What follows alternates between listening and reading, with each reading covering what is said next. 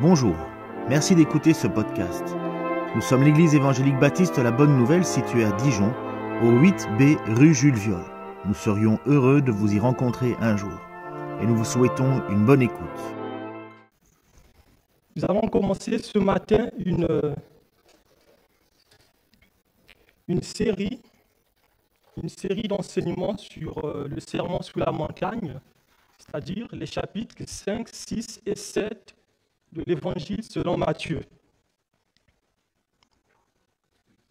Probablement, le sermon sur la montagne est l'un des enseignements les mieux connus, non seulement des chrétiens qui fréquentent nos lieux de culte, mais aussi de certaines personnes qui, sans se dire chrétiens, citent de façon plus ou moins correcte certains passages du sermon sur la montagne, voire même les utilisent dans la vie courante, comme pourquoi vois-tu la paille qui est dans mon œil alors que tu n'aperçois pas la poudre qui est dans le sien.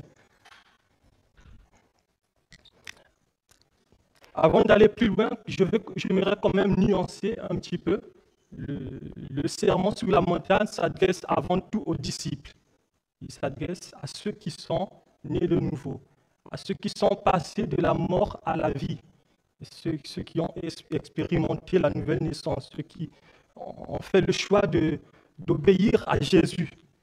Ça, c'était vraiment un élément important que j'aimerais que vous puissiez garder à l'esprit pendant qu'on étudie le sermon sur la montagne. Donc, c'est un enseignement aux disciples que nous avons là. La plupart des spécialistes de la Bible, en particulier Jean Calvin, pensent que le sermon sur la montagne est différentes paroles de Jésus, voire une sorte d'abrégé des différents sermons que Jésus a eu à donner à ses disciples pendant son ministère terrestre. Pendant son ministère terrestre, il y a plusieurs commentateurs, plusieurs exégètes qui soutiennent cela. Et ça, c'est pour deux raisons. La première raison, c'est que dans le sermon sur la montagne, nous découvrons plusieurs thèmes. Parce que là, nous avons 3 chapitres, le chapitre 5, 6, 7. Et Jésus aborde dans le sermon sur la montagne une variété de sujets. Ça, c'est le premier argument. Et le deuxième argument, c'est que le sermon sur la montagne que nous avons dans l'évangile selon Matthieu se trouve en partie dans l'évangile selon Luc. Environ une trentaine de versets se trouvent dans l'évangile selon Luc, dans au moins 3 chapitres différents et dans 2 contextes différents.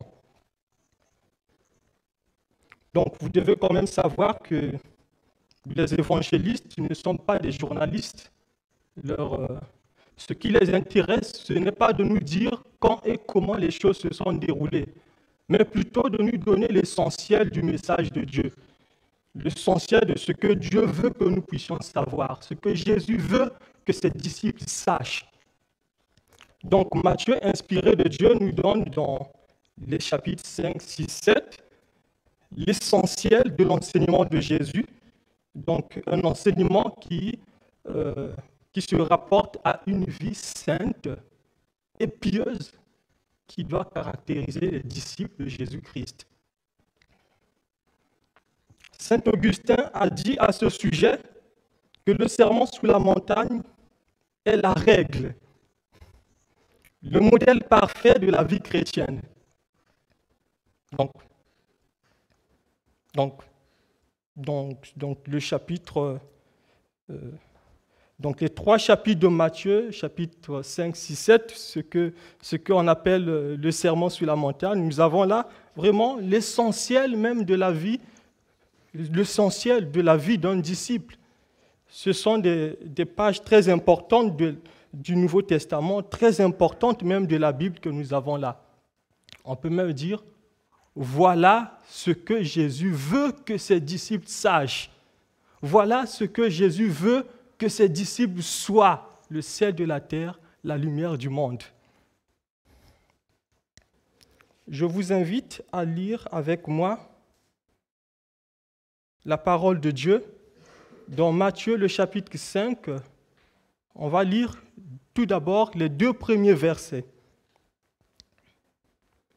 Voyant la foule, Jésus monta sur la montagne, il s'assit et ses disciples s'approchèrent de lui, puis il ouvrit la bouche et se mit à les enseigner. Jésus monta sur la montagne. Nous voyons dans plusieurs textes de l'Évangile, Jésus se retire sur une montagne pour être au calme. Donc là également, Jésus, il voit la foule qui l'entoure, il voit le besoin imminent des disciples de se faire enseigner, il se retire, il se met au retrait, comme une forme de retraite, comme le suggère Jean Calvin, pour donner son enseignement aux disciples. C'est un temps particulier que Jésus passe avec ses disciples. Donc, Jésus se met à l'écart pour nourrir justement le troupeau de Dieu. En montant sur la montagne, Jésus crée une similitude avec ce prophète de l'Ancien Testament, ce grand prophète que vous connaissez, qui monta sur le mont Sinaï pour recevoir de Dieu la loi, Moïse. Le parallèle est évident, en tout cas avec l'Ancien Testament. En fait, Matthieu nous présente Jésus, il nous présente là Jésus comme le nouveau Moïse. Un Moïse supérieur, venu dans le monde pour transmettre aux hommes la volonté de Dieu. Souvenez-vous justement dans le dernier livre du Pentateuque, le Deutéronome, où on retrouve déjà les traces de l'annonce de ce nouveau Moïse. Dans Deutéronome 18, le verset 15, il est dit « L'Éternel, ton Dieu, c'est Moïse qui parle, il donne ses dernières paroles aux enfants d'Israël, comme vraiment pour qu'ils puissent garder espoir que Dieu leur enverrait un autre prophète comme lui. » Deutéronome 18, 15 dit « L'Éternel, ton Dieu, te suscitera du milieu de toi, dans tes frères, un prophète comme moi. Vous l'écouterez. » Jésus, le nouveau Moïse, monte sur la montagne pour donner au peuple la loi du royaume.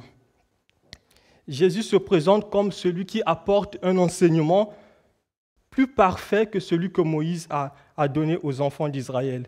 Jésus révèle justement au peuple la loi de Dieu dans toute sa plénitude. Saint Augustin, il dit « Le sermon sur la montagne est la nouvelle loi par opposition à l'ancienne. » Jésus révèle aux disciples la loi de Dieu, plus entière, la loi de Dieu de façon approfondie.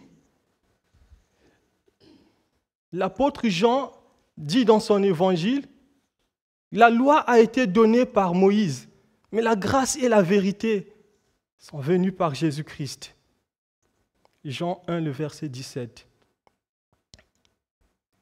Plusieurs exégètes, comme Bacon, on retrouve aussi cela chez John Stott, ont structuré l'évangile selon Matthieu en 5 parties. Ils ont dit que l'évangile selon Matthieu est structuré en 5 parties, ce qui correspond à la structuration du Pentateuque, c'est-à-dire les 5 livres de Moïse.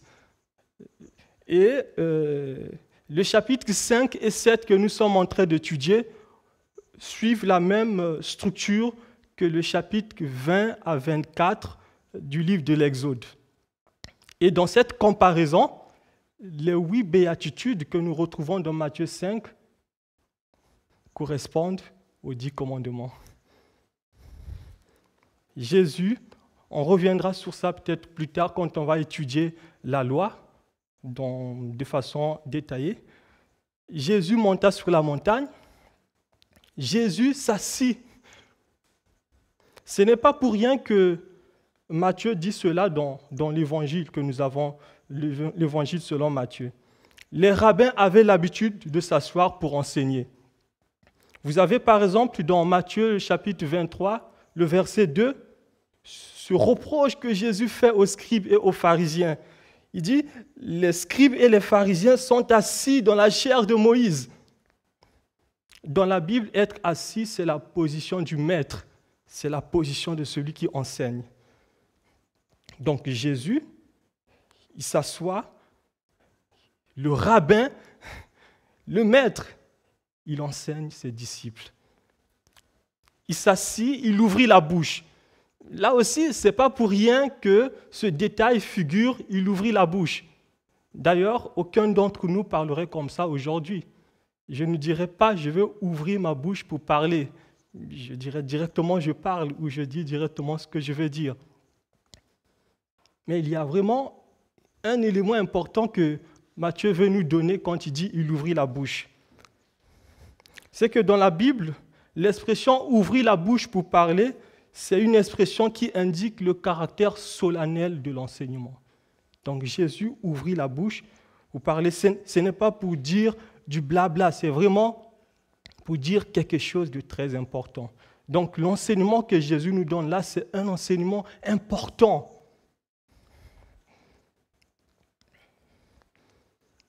Avant que nous puissions regarder, comme aujourd'hui, on introduit justement le sermon sur la montagne, on va étudier de façon détaillée, au fur et à mesure, presque voir toute l'année, que le Seigneur permettra que nous puissions méditer là-dessus ensemble. Donc avant de regarder ensemble les grands thèmes, les grandes parties qu'on retrouve dans le sermon sur la montagne, il est important quand même de le placer dans son contexte. Le sermon commence par le chapitre 5. Le chapitre 4 de l'Évangile selon Matthieu commence par les tentations de Jésus. Donc Matthieu nous montre que le sermon sur la montagne occupe quand même une place importante dans le ministère de Jésus. Donc ça vient carrément au début de son ministère dans l'Évangile selon Matthieu. Donc le chapitre 4 de Matthieu commence par les tentations de Jésus. Jésus a été tenté par le diable. Il a tenu bon. Il a résisté à la tentation. Il est resté fidèle à la mission que Dieu lui avait confiée. Le diable lui a tenté de 3 façons. Le diable lui a demandé de changer les pierres en pain. Jésus a refusé de changer les pierres en pain. Il a dit, il est écrit, il a dit, l'homme ne vivra pas de pain seulement, mais de toute parole qui sort de la bouche de Dieu. Jésus a refusé de se jeter du haut du temple. Le diable a cité un passage de l'Ancien Testament où il est dit il enverrait ses anges pour empêcher que les pieds du Messie puissent heurter une pierre. Il a cité un passage et Jésus également a utilisé la parole. Il dit, il est aussi écrit, tu ne tenteras point le Seigneur ton Dieu. Jésus a refusé d'adorer le diable pour recevoir de lui tous les royaumes de la terre. Et Jésus a utilisé également la parole en disant, tu adoreras le Seigneur ton Dieu et à lui seul tu rendras un culte. En fait, en restant fidèle à la mission que Dieu lui avait confiée, cette mission qui allait justement lui conduire à la croix du Calvaire, Jésus va décevoir les espérances messianiques des Juifs de l'époque. Les Juifs attendaient un Messie fort, un Messie vaillant, un guerrier comme le roi David, qui allait renverser l'occupant romain pour instaurer le royaume terrestre. Ils attendaient un autre Messie, un Messie fort, mais Jésus ne sera pas ce Messie populaire qu'attendaient les Juifs. Jésus apporte autre chose que ce que les Juifs demandaient, autre chose que ce que les Juifs désiraient et attendaient.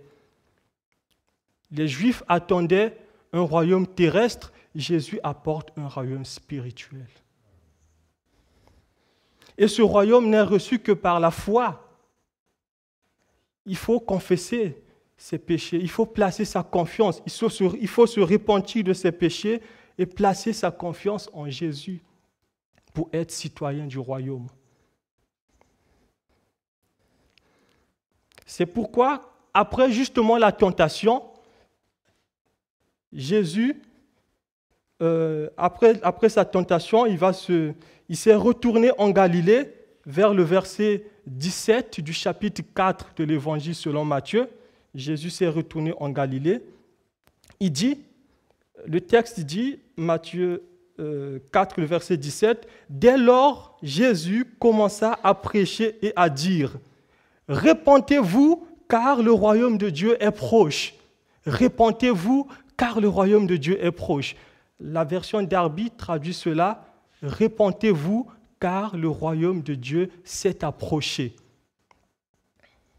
Le royaume de Dieu s'est approché de nous en la personne de Jésus-Christ. Dieu a envoyé son Fils unique pour venir inaugurer son royaume. Répentez-vous. C'est un appel à se repentir. C'est un appel à changer. C'est un appel à un changement de mentalité. C'est un appel à voir les choses autrement. C'est un appel à voir les choses de la manière dont Dieu voudrait que nous puissions les voir. Oui. Les hommes, là où les hommes reconnaissent pleinement l'autorité de Dieu, là où les hommes reconnaissent pleinement la souveraineté de Dieu, les choses sont différentes. Leur vie est transformée. Leur mentalité aussi est transformée. Leur façon de voir, façon de penser, leur compréhension des choses est aussi transformée. Tout est différent là où les gens reconnaissent l'autorité de Dieu, la souveraineté de Dieu. Cet enseignement de Jésus qu'on appelle le sermon sur la montagne est vraiment un appel à la repentance. Jésus nous trace là le chemin d'une vraie repentance. Le sermon sur la montagne nous montre à quel point notre mentalité, nos habitudes de pensée, nos habitudes de vie diffèrent de la volonté de Dieu, s'écartent de la volonté de Dieu. Beaucoup de Juifs de l'époque croyaient être en règle avec Dieu. Ils disaient, nous faisons ce que la loi demande. J'ai observé tous les commandements. Jésus dit, vous avez quand même besoin de vous repentir. Ils croyaient être saint, être juste, être vraiment celui qui a obéi, celui qui mérite le royaume de Dieu.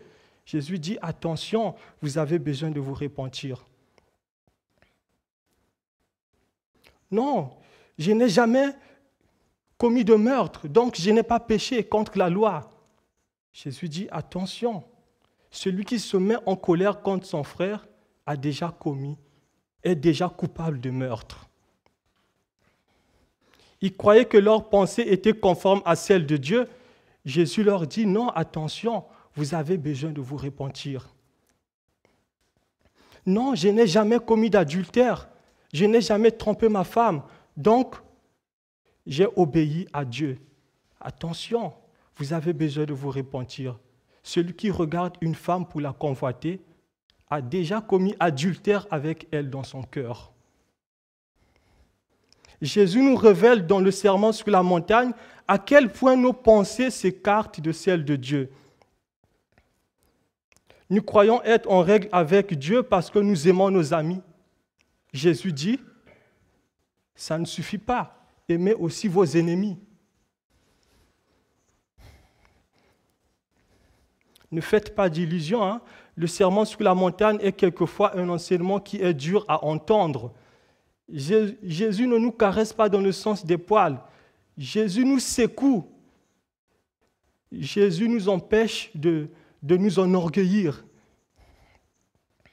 Jésus nous empêche justement de nous endormir dans notre piètre satisfaction de nous-mêmes.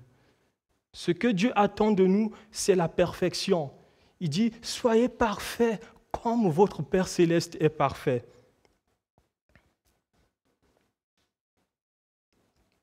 En dehors du fait que Jésus nous montre ce que Dieu attend de nous, en dehors du fait qu'il nous montre que nous sommes moins soumis à Dieu que nous n'imaginons, Jésus nous montre vraiment le chemin d'une vraie transformation. il nous conduit à une transformation totale de notre mentalité. Il nous montre ce que Dieu attend réellement de nous. Jésus nous révèle dans le sermon sur la montagne l'intention profonde de la loi de Dieu. Dieu ne veut pas seulement que tu renonces à tuer ton prochain en lui enfonçant le poignard dans le cœur. Dieu veut que tu renonces à lui vouloir du mal. Dieu veut que tu aimes ton prochain comme toi-même. Dieu ne veut pas seulement que tu renonces à tromper ta femme ou à tromper ton mari en commettant adultère. Dieu veut que tu ne te laisses pas gagner par la convoitise. Jésus, dans le sermon sur la montagne, nous montre ce que Dieu attend réellement de nous. Jésus nous demande de chercher la volonté de Dieu et de ne pas nous contenter du minimum, de ne pas nous contenter d'à peu près, de chercher vraiment la volonté de Dieu. Jésus veut orienter notre vie.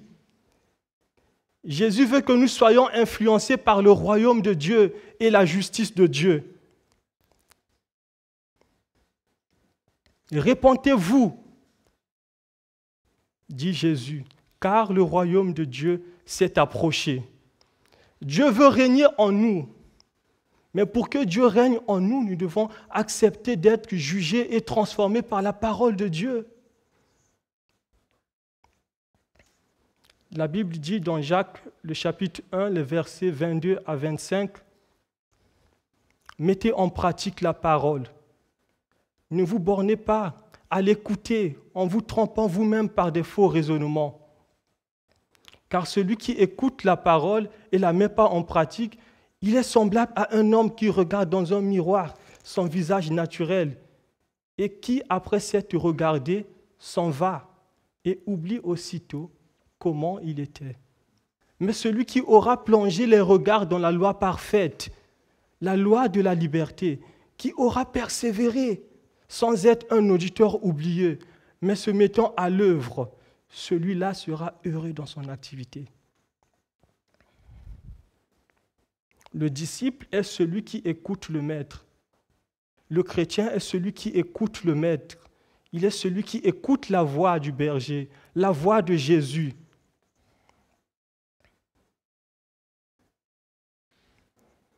Le chapitre 4 de Matthieu nous a montré que les foules ont entendu la prédication de Jésus.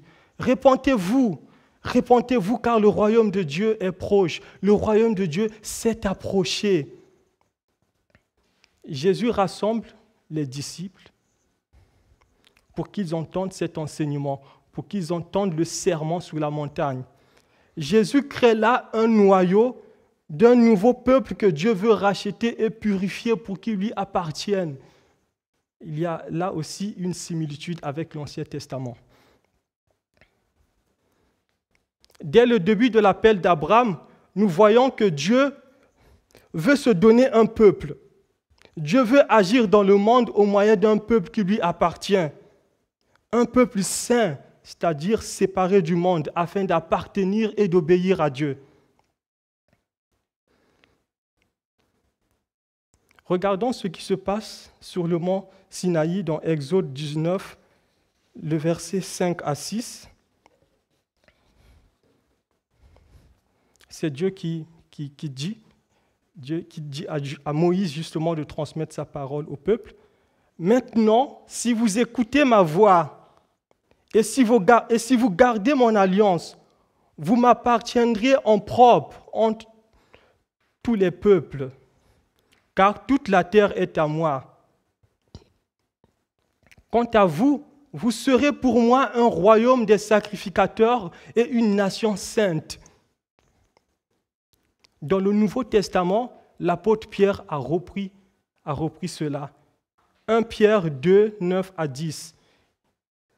Nous les croyants, les disciples, les chrétiens, l'Église, nous sommes une race élue, un sacerdoce royal, une nation sainte, un peuple racheté, afin d'annoncer les vertus de celui qui nous a appelés des ténèbres à son admirable lumière. L'apôtre Pierre continue, vous, ce vous, ça fait référence aux chrétiens d'origine païenne, comme vous et moi, c'est-à-dire les pagano-chrétiens. Vous, autrefois, n'étiez pas un peuple et qui maintenant êtes le peuple de Dieu. Vous qui n'aviez pas obtenu miséricorde et qui maintenant avez obtenu miséricorde. Ce qui s'appliquait autrefois à Israël s'applique désormais aux disciples, aux enfants de Dieu, à ceux qui sont baptisés de l'Esprit. Ils sont appelés une nation sainte. S'ils sont une nation sainte, la même manière que Dieu demandait à Israël de ne pas se ressembler aux autres peuples, aux autres nations, les disciples doivent aussi être différents du monde. Voici ce que Dieu dit justement aux enfants d'Israël après les avoir délivrés de l'esclavage en Égypte. On retrouve dans Lévitique 18, versets 2 à 4. L'Éternel parla à Moïse et dit, « Parle aux enfants, parle aux Israélites. Tu leur diras, « Je suis l'Éternel, votre Dieu. Vous ne ferez pas ce qui se fait dans le pays d'Égypte, où vous avez habité. Et vous ne ferez pas ce qui se fait dans le pays de Canaan, où je vous mène. Vous ne suivrez pas leurs principes. Vous pratiquerez mes ordonnances et vous garderez mes principes. Vous les suivrez. Je suis l'Éternel, votre Dieu. » Ce texte revient dans le Sermon sur la montagne, dans Matthieu 6, le verset 8. Jésus dit à ses disciples, « Ne leur ressemblez pas, ne leur ressemblez pas. Ne ressemblez pas aux autres nations, ne ressemblez pas aux autres peuples. Vous êtes différents, vous êtes mon peuple, vous êtes mes enfants. » Jésus nous demande en fait de nous démarquer du monde. Jésus nous demande de briller comme des flambeaux. Jésus nous demande d'être le sel de la terre et la lumière du monde. Vous avez appris qu'il a été dit aux anciens, vous ne suivrez pas les habitudes des pharisiens qui prient pour être vus des hommes. Non, vous êtes mes disciples, vous ferez autre chose. Vous ne ferez pas non plus comme des païens qui ne connaissent pas Dieu. Si vous aimez seulement ceux qui vous aiment, que faites-vous d'extraordinaire? Si vous saluez seulement ceux qui vous saluent ou ceux que vous connaissez, que faites-vous d'extraordinaire? Les païens n'agissent-ils pas de la sorte? Non, ne faites pas comme ça. Aimez vos ennemis, bénissez ceux qui vous maudissent, faites du bien à ceux qui vous détestent. Priez pour ceux qui vous maltraitent. Priez pour ceux qui vous persécutent. Soyez parfaits comme votre Père céleste est parfait. C'est ce que Jésus nous demande dans le Sermon sur la montagne. Dans le Sermon sur la montagne, Jésus nous appelle à vivre autrement. Le monde vit d'une certaine façon. Jésus nous demande à vivre autrement. L'apôtre Paul nous dit dans l'épître aux Romains, Romains 12, le verset 2, « Ne vous conformez pas au siècle présent, mais soyez transformés par le renouvellement de l'intelligence, afin de découvrir quelle est la volonté de Dieu, ce qui est bon, agréable et parfait. » Afin de discerner, afin de connaître quelle est la volonté de Dieu, ce qui est bon, agréable et parfait. Nous avons posé le contexte du sermon sur la montagne. On va voir très rapidement les grandes sections ou les grands thèmes que nous retrouvons dans le sermon. Et puis plus tard, on fera une étude systématique de ces thèmes. Dans la première section du sermon sur la montagne, le chapitre 5 de Matthieu, le verset 3 au verset 12, nous avons ce qu'on appelle par les béatitudes. Les béatitudes décrivent la personnalité du chrétien, notre caractère. Dans cette section, Jésus nous parle du vrai bonheur. Alors permettez-moi, en cette nouvelle année, de vous poser cette question. Quel bonheur cherchez-vous? Cherchez-vous un bonheur fondé sur vos richesses? Cherchez-vous un bonheur fondé sur votre sécurité matérielle, sur votre tranquillité, sur votre santé, sur votre confort? C'est vraiment ça que vous recherchez pour votre bonheur? Ou est-ce que votre bonheur, vous fondez cela sur la parole de Dieu, sur la justice de Dieu, sur la sainteté, sur le royaume de Dieu? Jésus dit, si votre bonheur est fondé sur le royaume de Dieu, vous êtes heureux. Heureux ceux qui reconnaissent spirituellement pauvres, car le royaume des cieux leur appartient. Heureux ceux qui pleurent même sur leurs péchés, Dieu les consolera. Heureux ceux qui sont humbles, ceux qui sont doux, ils hériteront la terre. Heureux ceux qui témoignent de la miséricorde, ceux qui sont bons, ils obtiendront miséricorde. Dieu les fera miséricorde. Heureux ceux qui ont le cœur pur, ils verront Dieu. Heureux ceux qui procurent la paix. Heureux les artisans de la paix, car ils seront appelés fils de Dieu. C'est seulement si notre bonheur est fondé sur le royaume de Dieu que nous serons le sel de la terre et la lumière du monde. Es-tu celui qui va influencer le monde incrédule? Ou est-ce que tu risques d'être inutilisable dans le royaume?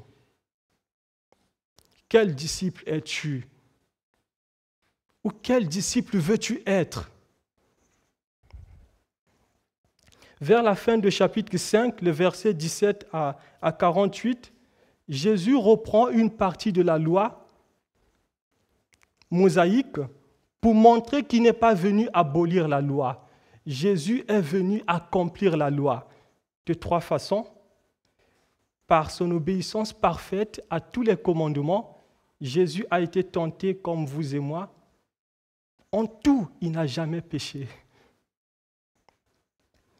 Par sa réalisation de toutes les prophéties messianiques et par sa mort à la croix. Par sa mort à la croix du Calvaire. Jésus est mort sur la croix pour nos péchés. Jésus est celui qui nous révèle ce que Dieu veut, ce que Dieu attend de nous. Jésus nous révèle l'intention profonde de la loi de Dieu. Dieu ne nous demande pas simplement de nous abstenir de tuer. Dieu nous demande d'aimer. Dieu nous demande d'aimer nos prochains. Celui qui aime, comme le dit l'apôtre Paul, accomplit la loi, car toute la loi est renfermée dans l'amour. L'amour est l'accomplissement de la loi. Au début du chapitre 6 de l'Évangile selon Matthieu, Jésus nous met en garde contre une fausse piété. Ne pratiquez pas votre justice, votre piété, pour en être vu des hommes. Quand vous faites l'aumône, ne sonnez pas de la trompette. Quand vous jeûnez, ne mettez pas l'air triste. Quand vous priez, ne répétez pas les mêmes choses. Ne répétez pas sans fin les mêmes choses comme les païens. Ils pensent qu'ils seront exaucés en multipliant les paroles. Ne les ressemblez pas. Votre Père sait de quoi vous avez besoin avant même que vous le lui demandiez. Il nous montre que la piété que Dieu recherche, c'est la piété de cœur, la piété intérieure avant tout, et non l'apparence extérieure pour être vu des hommes. Vers la fin du chapitre 6, les versets 19 à 34, Jésus nous demande de remplacer nos inquiétudes par la confiance en Dieu. Nous avons commencé l'année 2023. Certains sont peut-être inquiets de l'avenir. Certains se demandent qu'est-ce que je vais faire. Ils sont inquiets des choses qu'ils aimeraient réaliser tout au long de l'année. Jésus nous dit que ce sont les païens qui se préoccupent premièrement de leur sécurité matérielle, de leurs besoins matériels personnels. Cela ne doit pas être le cas du disciple de Jésus. Jésus nous demande de faire un choix entre Dieu et maman, entre Dieu et l'argent, la sécurité en Dieu et la sécurité dans ses richesses, dans son compte bancaire. Il dit, là où se trouve ton cœur, c'est là où se trouve ton trésor. Pourquoi les gens s'attachent-ils à maman? Pourquoi les gens trouvent-ils leur sécurité à l'argent? Parce qu'ils sont inquiets. Jésus dit, ne vous inquiétez de rien. Votre Père céleste sait de quoi vous avez besoin. Cherchez premièrement le royaume de Dieu et la justice de Dieu. Et toutes ces choses vous seront données par-dessus. Cherchons premièrement le royaume et la justice de Dieu. Et toutes ces choses nous seront données par-dessus. Le dernier chapitre du Sermon sur la montagne aborde des sujets différents, comme la relation horizontale, où Jésus nous met en garde de ne pas juger. Ne jugeons pas notre prochain, ne nous jugeons pas.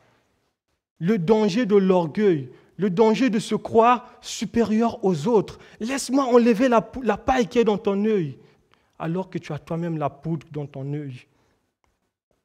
Jésus nous met aussi en garde contre le danger de douter de Dieu, le danger de penser que non, Dieu ne peut pas nous donner des bonnes choses. Si nous, en tant que parents, quand notre enfant nous demande du pain, on ne lui donne pas une pierre. Quand tu nous demandes le poisson, on ne lui donne pas un serpent. On sait donner des bonnes choses à nos enfants. À plus forte raison, notre Père qui est dans le ciel, notre Père céleste, il nous donnera toujours de bonnes choses. Continuons à compter sur Dieu. Il nous donnera toujours ce qui est bon pour nous. Je vais aborder le dernier aspect du chapitre 7, qui est le choix. On le retrouve dans Matthieu 7, le verset 13 à 14. Jésus nous demande de choisir. Entrez par la porte étroite, car large est la porte, spacieux le chemin qui mène à la perdition. Il y en a beaucoup qui entrent par là, mais étroite est la porte. Resserrez le chemin qui mène à la vie. Il y en a peu qui le trouvent.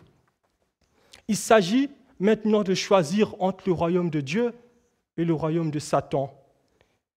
Il s'agit de choisir entre le conformisme au monde et la loi du royaume, de choisir entre deux chemins, de choisir entre deux destinations, de choisir entre deux maîtres, entre Dieu et Satan, entre Dieu et maman, entre Dieu et l'argent. Les dernières paroles de Moïse aux enfants d'Israël parlent également de ce choix. Deutéronome 30, le verset 15. « Vois, je mets aujourd'hui devant toi la vie et le bien, la mort et le mal, car je te prescris aujourd'hui d'aimer l'Éternel, ton Dieu, de garder, de marcher dans ses voies et d'observer ses commandements, ses lois et ses ordonnances, afin que tu vives et que tu te multiplies, et que l'Éternel, ton Dieu, te bénisse dans le pays dont tu vas entrer en possession. » Il y avait déjà question du choix. Et là, Jésus nous demande aussi de choisir. Choisis la vie. Choisis l'obéissance à Dieu. Choisis l'obéissance à la parole de Dieu dans cette année 2023. Choisis l'obéissance à Dieu. Le sermon sur la montagne nous montre que les héritiers du royaume, les disciples de Jésus, écoutent et mettent en pratique ses paroles. C'est un peu comme ça que Jésus conclut dans Matthieu 7, versets 24 à 25. Quiconque entend ces paroles que je dis et les met en pratique sera semblable à un homme prudent qui a bâti sa maison sur le roc. La pluie est tombée, les torrents sont venus, les vents ont soufflé et se sont jetés contre cette maison. Elle n'est point tombée parce qu'elle a été fondée sur le roc. Continuons dans cette année 2023 à faire confiance en Dieu. Alors je veux inviter le groupe pour qu'on puisse prendre ensemble, chercher premièrement le royaume de Dieu et la justice. Et toutes ces choses vous seront données par-dessus. Que Dieu vous bénisse.